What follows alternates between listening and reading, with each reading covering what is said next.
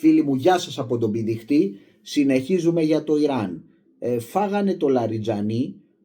Ποιον έχουν βάλει τώρα και πιθανόν αυτός να είναι για τις συνομιλίες. Το Λαριτζανί μάλλον τον φάγανε γιατί κάτι δεν συμφώνησε. Κάτι του είπαν οι Αμερικάνοι, κάτι δεν συμφώνησε γιατί ήταν προοδευτικός. Έχουν τώρα το Μοχαντμπακίρ Κολιμπόφ. Ο Κολιμπόφ σημαίνει κυλίμιδα, λέμε και εμείς το χαλί. Δηλαδή η φάση του χαλιού σημαίνει είναι μισός Κούρδος, μισός Ιρανός. Αυτός είναι ο πρόεδρος της Βουλής τώρα. Μάλλον αυτός ελέγχει. Λοιπόν, μοιάζει με τον Γιάννη Μπαλζόη, έναν Μπαλζότα που τον βγάζαν τα κανάλια. Εντάξει, καλός είναι, αλλά δεν ξέρει από αυτά εκεί πέρα. Δεν έχει πάει και ποτέ. Τέλος πάντων, ο Κολιμπόφ είναι μισός Κούρδος, μισός Ιρανός. Έχει πολεμήσει όλους τους πολέμους από το 1980.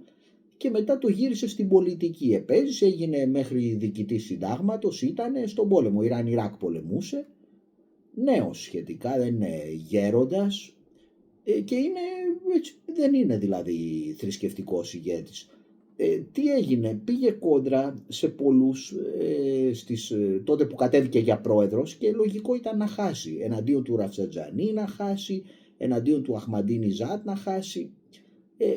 Μετά πήγε αρχηγός της αστυνομίας της Τεχεράνης και της αεροπορίας των Μπαζής ήταν πριν, μετά της αστυνομίας που έβαλε κάμερες, την εξυγχρόνισε.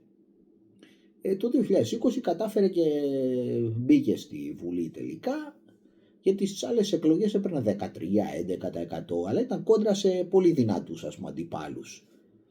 Τέλος πάντων, αυτός ο Κολιμπόφ τώρα πρέπει να τον έχουν βάλει για να κάνει τις συνομιλίες, πιστεύω. Τώρα τι γίνεται, από το Τατζικιστάν χθες φύγανε 110 φορτηγά, ήταν ο Εμαμαλή Ραχμόν συνόδευε, είναι βοήθεια για το Ιράν. Τι γίνεται όμως, το Τατζικιστάν από το 2022 έχει εργοστάσιο που φτιάνει τα ντρόν, τα Αμπαμπίλ. Εντάξει, το Αμπαμπίλ το 2 είναι 3 μέτρα μήκος, πάει 200 μέχρι 250 χιλιόμετρα, ξεφύγει από το ραντάρ. Το Αμπαμπίλ το 3 που είναι 7 μέτρα πιστεύω το χτυπάνε εύκολα. Έχουν και το 5 βγάλει που είναι σαν της Ολυμπιακής στο τζάμπο, τεράστιο. Αυτά τα τεράστια τα βρίσκουν και είναι αργά σχετικά. Δεν είναι αυτά που δώσαν στους Ουκρανούς τα αεριοθούμενα που πάνε με 600 χιλιόμετρα. Αυτά πάνε 200 το πολύ να πάνε. Όχι, το Αμπαμπίλ το 2 είναι δυνατό εργαλείο πιστεύω για κοντινές αποστάσεις μέχρι 250 χιλιόμετρα. Αλλά τι θα γίνει τώρα το ωραίο.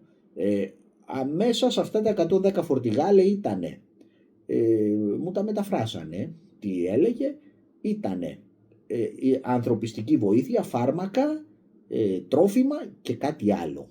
Το άλλο πρέπει να ήταν τα Αμπαμπίλ. Γιατί το 2022 το θυμάμαι είχαν πάει οι Ιρανοί αξιωματούχοι, είχαν φτιάξει εκεί το εργοστάσιο για τα ντρόν. Γιατί όταν τσακώθηκε το Τατζικιστάν με την Κυργιζία, την Τουρκόφωνη, οι Τούρκοι τους δώσανε μπαϊραχτάρ στους Κυργίζιους. Και πήγε το Ιράν στους Περσόφωνους του Τατζικιστάν και τους έφτιαξε το εργοστάσιο με τα Αμπαμπίλ να έχουν και αυτοί ντρόν. Τώρα κάποια ντρόν πήγαν, έχουν μείνει 150 εκτοξευτήρες στους Ιρανούς, πυράβλους ρίχνουν λίγους, αλλά ντρόν θα έχουν, δεν μπορούν όμως πάρα πολλά να έχουν. Το θέμα είναι ότι η Κίνα δεν βοηθάει, γιατί δεν βοηθάει η Κίνα, δεν το καταλαβαίνω. Τώρα ο Τραμπ τι λάθος έχει κάνει. Ότι όταν ξεκίνησε αυτός νόμιζε ότι θα ξεσηκωθεί ο κόσμος. Ναι, ο κόσμος που θα ξεσηκωθεί του Ιράν. Αλλά υπάρχουν, όπως σας έχω πει και στα άλλο βίντεο, αυτά τα 3-4 εκατομμύρια φανατισμένοι που πιστεύουν στους Αγιατολάδες, που και αυτοί θα βγούνε να πολεμήσουν, καταλάβατε. Δεν είναι δηλαδή ότι θα καταρρεύσει τελείως, δεν θα τους μείνει κανένας. Βγάλανε, χθες έγινε η διαδήλωση, πολύ μεγάλη διαδήλωση υπέρ των Αγιατολάδων. Και έγινε χαμός, πήγαν όλοι οι δημόσιοι υπάλληλοι, οι θρησκευάμενοι, βάζανε μουσικές με τα αυτοκίνητα πατριωτικές και επαναστατικές. Κάπως έτσι γίνεται.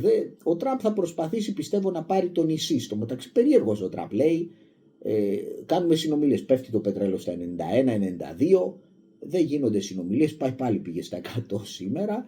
Το Σαββάτο θα βομβαρδίσει που θα είναι κλειστά τα πώς τα λένε, το χρηματιστήριο, οπότε θα βομβαρδίσει εκεί, δεν θα ανέβει τίποτα, κλειστά. Αυτό κάνει. Βλέπετε το νέο μου look, ανήκουμε στην Ανατολή. Ό,τι μάθω έτσι ωραίο, σας κρατάω ενήμερους, γιατί στην Ελλάδα κοιμούνται όρθιοι.